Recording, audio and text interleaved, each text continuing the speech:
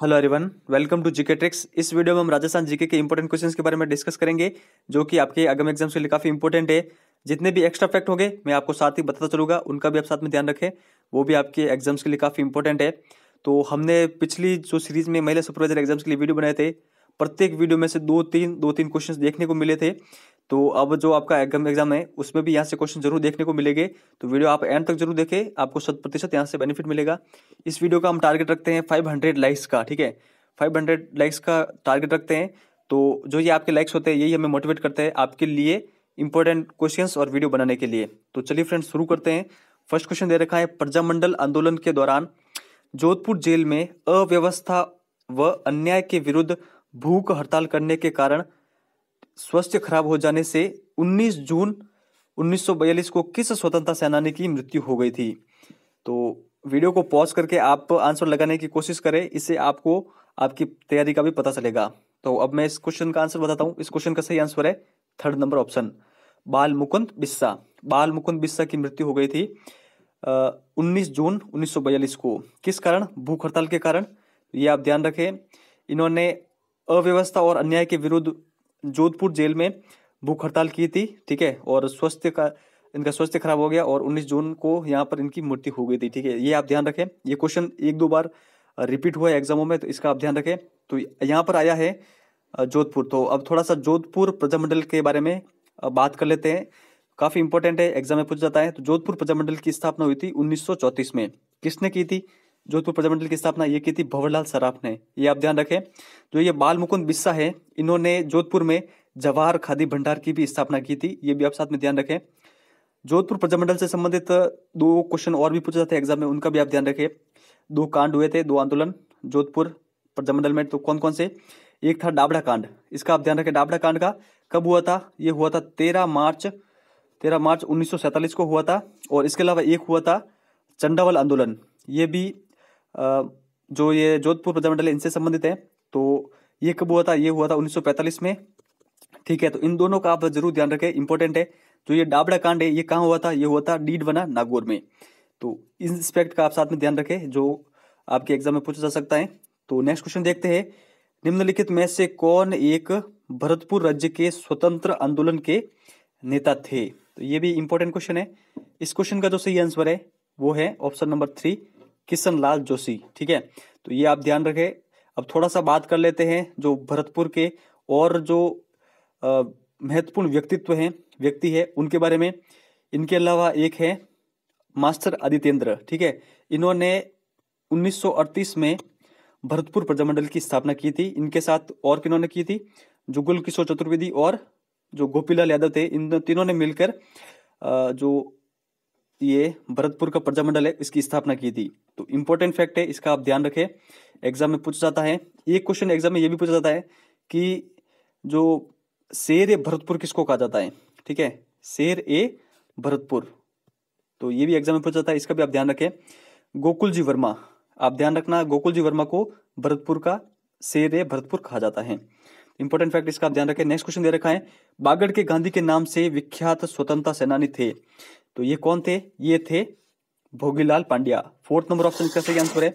भोगीलाल पांड्या के बारे में आपको बता देता हूं। इनका जन्म 15 मार्च 1904 को हुआ था।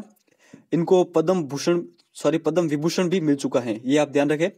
इसके अलावा इन्होंने 1944 में डूंगरपुर प्रजामंडल की स्थापना की थी भोगीलाल पांड्या ने, ठीक है। तो ये आप ध्यान रखें। और डूंगरपुर प्रजामंडल से अक्सर एग्जाम में 2 क्वेश्चन बनते हैं, पूनावाड़ा कांड का और रास्तापाल घटना का, ठीक है। तो इन दोनों घटनाओं के बारे में आप ध्यान रखें, इनका संबंध है डूंगरपुर प्रजामंडल से।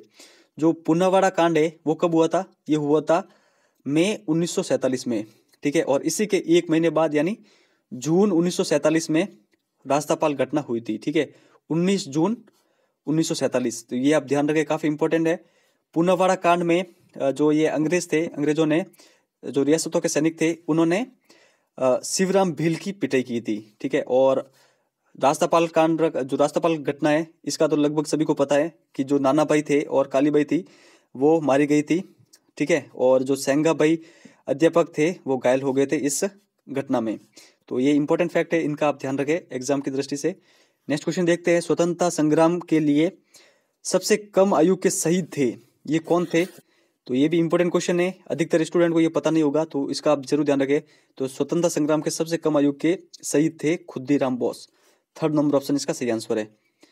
नेक्स्ट क्वेश्चन देखते हैं, निम्नांकित में से कौन स्वतंत्रता सेनानी राजस्थान के थे। फर्स्ट ऑप्शन दे रखा तात्या टोपे, जो महाराणा प्रताप है, ठीक है, और मंगल पांडे और केसी सिंह बारड, ठीक है। तो अब महाराणा प्रताप भी राजस्थान के थे और केसी सिंह बारड भी राजस्थान के थे, तो लेकिन यहाँ पर दे रखा है स्वतंत्रता सेनानी, ठीक है। तो महाराणा प्रताप स्वतंत्रता सेनानी तो नहीं थे, तो केसी Singh Barad 4th number option इसका सही आंसर है। अब केसी सिंह बारड के संबंध में मैं आपको जो भी इंपॉर्टेंट फैक्ट है वो बता देता हूँ, जो कि अक्सर एग्जाम में पूछा जाता है, ठीक है। इनका जो जन्म कहाँ हुआ था, शाहपुरा भीलवाड़ा में इनका जन्म हुआ था। और ये क्वेश्चन काफी अधिक एग्जाम में पूछा गया कि इनका संबंध किस परिवार से था, तो इनका संबंध था चारण परिवार से, ठीक है। और इनका कार्य क्षेत्र किसको माना जाता है, ठीक है, कहाँ पर माना जाता है, तो इनका कार्य क्षेत्र था मेवाड़। क्या था, मेवाड़। जन्म हुआ था शाहपुरा भीलवाड़ा में, लेकिन इनका कार्य क्षेत्र था मेवाड़। ये भी एग्जाम में पूछा गया था, इसका आप ध्यान रखें। इसके अलावा बात करूं तो इस बार के जो आरएस के एग्जाम हुए थे उसमें पूछा गया था कि महंत प्यारेलाल हत्याकांड में से किस सेनानी का, जो स्वतंत्रता सेनानी उनका संबंध रहा था, तो केसी सिंह बारड का रहा था। और ये जो महंत प्यारेलाल हत्याकांड ये किससे संबंधित, मतलब कब हुआ था, ये 1915 में हुआ था। ये आप ध्यान रखें।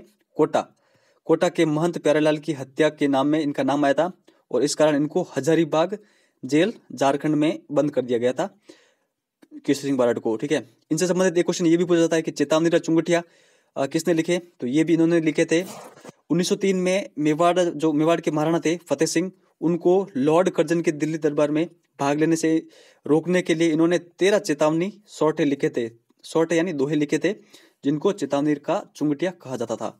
तो ये फैक्ट केसी सिंह बारड से संबंधित है, इसको आप ध्यान रखें, एग्जाम में अक्सर पूछा जाता है।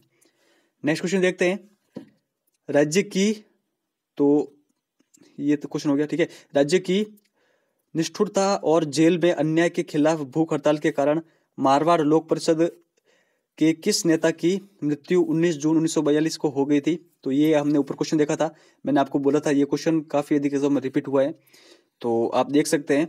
फर्स्ट नंबर ऑप्शन इसका सही आंसर है, तो इसका आप ध्यान रखें। ये 19 जून वाली जो डेट है ये 2 जगह इंपॉर्टेंट है, एक तो यहाँ पर, ठीक है, बाल मुकुंद बिस्सा की मृत्यु हुई थी, और 19 जून अभी मैंने आपको ऊपर बताया था 19 जून 1947 रास्तापाल हत्याकांड, ठीक है, रास्तापाल घटना। तो ये दोनों आप ध्यान रखें साथ ही। चलिए नेक्स्ट क्वेश्चन देखते हैं, स्वतंत्रता सेनानी व शहीद सागरमल गोपा कहाँ के निवासी थे। ये काफी इंपॉर्टेंट क्वेश्चन है, ये भी काफी अधिक एग्जाम में पूछा गया है, तो इसका भी आप ध्यान रखें। तो शहीद सागरमल गोपा थे जैसलमेर के निवासी। तो इनसे संबंधित जो इंपॉर्टेंट फैक्ट है मैं आपको बता देता हूँ। इनकी पुस्तकों का नाम आप जरूर याद रखें, एग्जाम में काफी बार पूछी गई है। आजादी के दीवाने फर्स्ट पुस्तक, सेकंड पुस्तक थी जैसलमेर में गुंडाराज, और थर्ड पुस्तक थी इनकी जो रघुनाथ सिंह का मुकदमा। तो इन तीनों पुस्तक का नाम आप जरूर ध्यान रखें। वापस बोलता हूँ, आजादी के दीवाने, जैसलमेर में गुंडाराज और रघुनाथ सिंह का मुकदमा इंपॉर्टेंट पुस्तक है। अप्रैल 1946 में जेल में इनको जिंदा ही जला दिया गया था तेल डालकर, ठीक है। तो ये आप ध्यान रखें। और इसके अलावा मैं बात करूँ तो इनकी जो इस तरह से इनकी मृत्यु हुई, तो इसके लिए एक जांच आयोग बनाया गया, उसका नाम था गोपाल स्वरूप पाठक आयोग, ठीक है। तो इसका आप ध्यान रखें, ये भी एग्जाम में पूछा गया है। चलिए नेक्स्ट क्वेश्चन देखते हैं। नेक्स्ट क्वेश्चन दे रखा है, बागड़ के गांधी किस जिले के रहने वाले थे, तो भोगीलाल पांडे किस जिले के रहने वाले थे, डूंगरपुर। तो सेकंड नंबर ऑप्शन इसका सही आंसर है।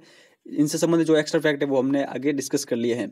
तो नेक्स्ट क्वेश्चन देखते हैं, स्वतंत्रता संग्राम सेनानी व शहीद सागरमल गोपा कहाँ के निवासी थे। तो मैंने आपको भी ऊपर बताया कि ये क्वेश्चन काफी अधिक एग्जाम में पूछा गया है, तो इसका आप ध्यान रखें। इसके बारे में हम एक्स्ट्रा फैक्ट देख लिया है, तो जैसलमेर सही आंसर है। चलिए नेक्स्ट क्वेश्चन देखते हैं, 1930 के दशक में भरतपुर के राजनीतिक जागृति को का श्रेय किसको जाता है, ठीक है, किसको दिया जाता है। तो यहाँ पर मैं 2 ऑप्शन हटा देता हूँ, ठीक है, 2 ऑप्शन ये हटा दिए। तो अब आप बताएं कि इसका जो सही आंसर क्या होगा, ठीक है। तो इसका आपको सभी को पता है कि जो भरतपुर प्रजामंडल है उसकी स्थापना हुई थी 1938 में, ठीक है। तो जुगल किशोर जो इन्होंने 1938 में की थी, तो उससे पहले इनका इतना संबंध नहीं था राजनीतिक जागृति में। तो ये फर्स्ट ऑप्शन सही है, श्री किशन लाल जोशी, ठीक है। तो इसका आप ध्यान रखें, यहाँ पर 1930 दे रखा है तो ये सही है। अगर 1938 के बाद में दिया होता तो ये क्वेश्चन सही होता 4th नंबर, ठीक है, जुगल किशोर चतुर्वेदी।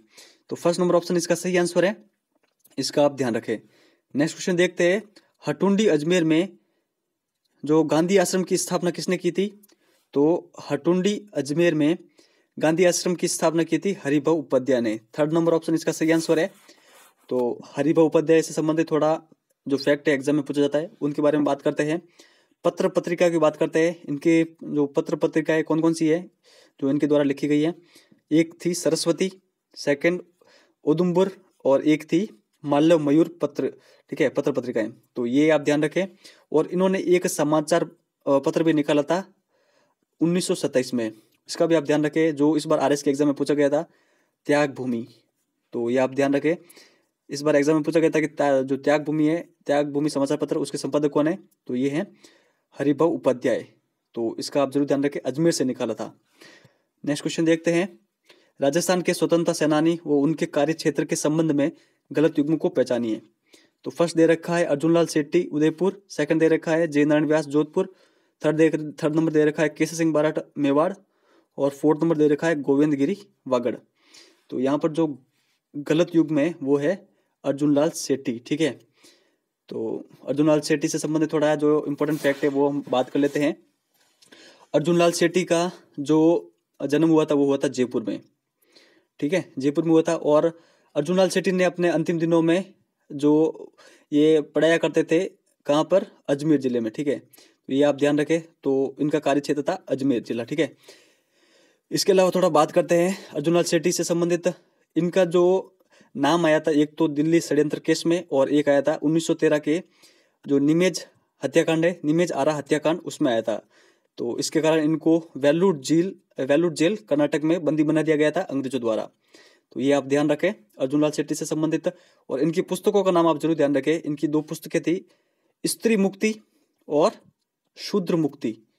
इन दोनों पुस्तकों का आप जरूर ध्यान रखें। इन दोनों पुस्तकों के जो लेखक कौन थे? ये थे अर्जुनलाल शेट्टी, ठीक है। अब थोड़ा सा जय नारायण व्यास के बारे में भी जान लेते हैं, अगर एग्जाम में पूछता है तो इसका भी आप बता सके। तो इनका जन्म हुआ था 1899 में, ठीक है। तो ये आप ध्यान रखें। इसके अलावा मैं बात करूं तो ये संपादक बने थे 1927 में तरुण राजस्थान के, ये आप ध्यान रखें। और इन्होंने जो जो मारवाड़ सेवा संघ है, इसके अलावा मारवाड़ लोक परिषद का भी स्थापना की थी जय नारायण व्यास ने। और ये राजस्थान के मुख्यमंत्री भी रह चुके हैं, ठीक है, जय नारायण व्यास 1951 से 54 के मध्य, और इनका निधन हो गया था 1963 में। तो ये थोड़ा फैक्ट है इनके बारे में, ये आप ध्यान रखें। और थोड़ा सा फैक्ट गोविंद गिरी के बारे में भी जान लेते हैं।